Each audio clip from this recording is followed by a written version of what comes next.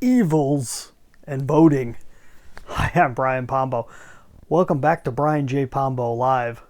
You know, I'm not used to talking much about politics on here. We tend to cover a lot of things having to do with running your business and building things up. I'm a business strategist, and so that tends to be the area I live in.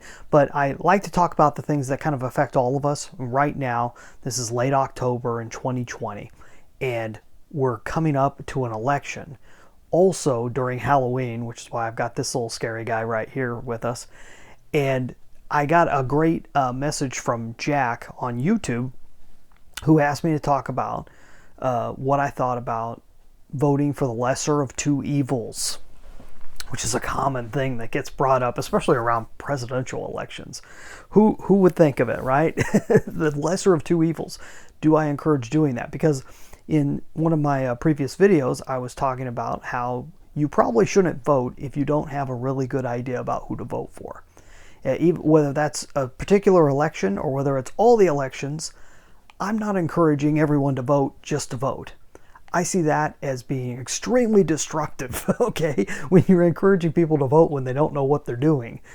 Don't do it unless you seem like you've got it figured out. If you don't feel like you've got it figured out, you probably don't, and you're probably not going to do anyone any good by casting a vote, especially in these elections where you have multiple situations, multiple people running against each other.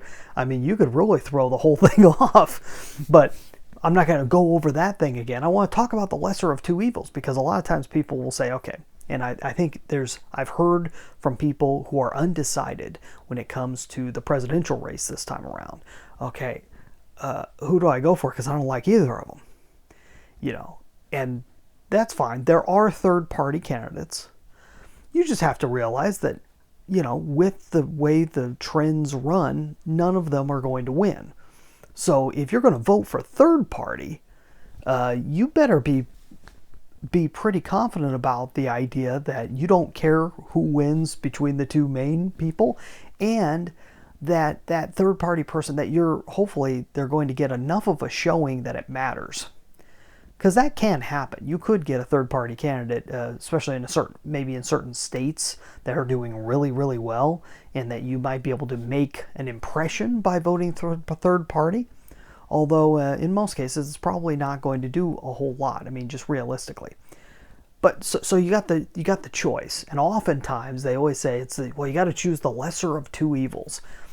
And for the longest time, I really rebelled against that, because I hated the language of it.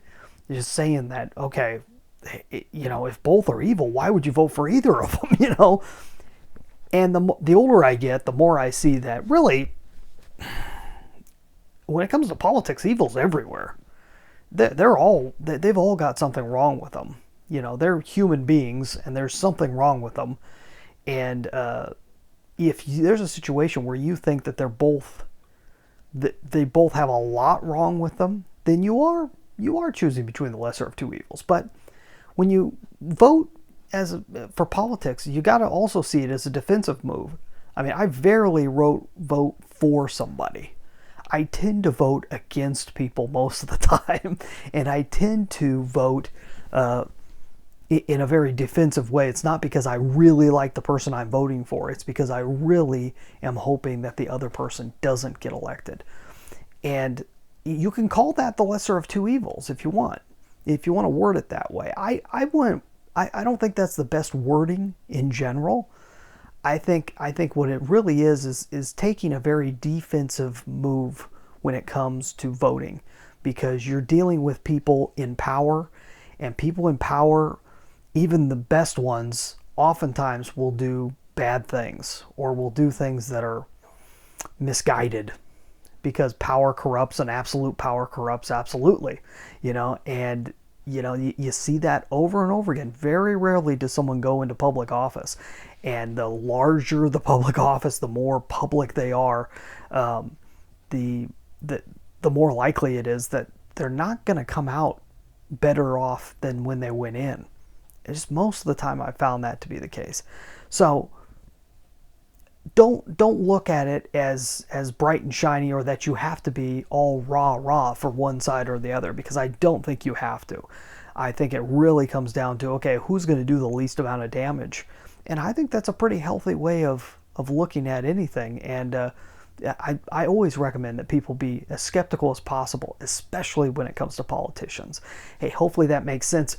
It plays back into business. I'll tie this back around. It plays back into business because when working in business, you're working with people. And so many people I know get into business thinking that they can have the little solopreneur situation to where they can work with the least amount of people. No matter what, you're going to be working with people. That's what business is. It's you exchanging products or services in exchange for money. Somewhere along the line, you're going to be working with people. Maybe you won't work directly with your customers. Maybe you'll hire that out. Maybe a lot of these things can be systemized. But you're going to be working with people at some point. So you better get used to the idea that everyone's screwed up. Everyone's got something wrong with them. Nobody's perfect. There's always something you're going to be dealing with that doesn't match how you would deal with it. And so it is kind of it ends up being a lesser of two evils when you're deciding who to work with, who to hire, everything else. You have to look at the negative end. And there's nothing wrong with that as long as you don't let it get under your skin.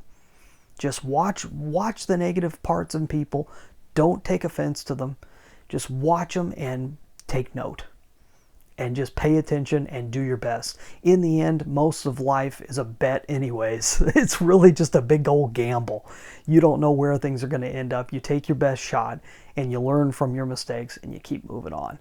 Hopefully that's helpful to you. If you'd like some more tips on business, on how you can really propel forward and beat out the competition, I recommend my book, 9 Ways to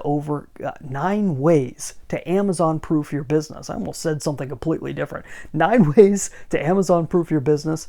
You get a copy at amazonproofbook.com, a free copy. Or you can buy a hardbound version or anything at anywhere books are sold, including amazon.com themselves. We'll be back here tomorrow. In the meantime, I just suggest you get out there and let the magic happen.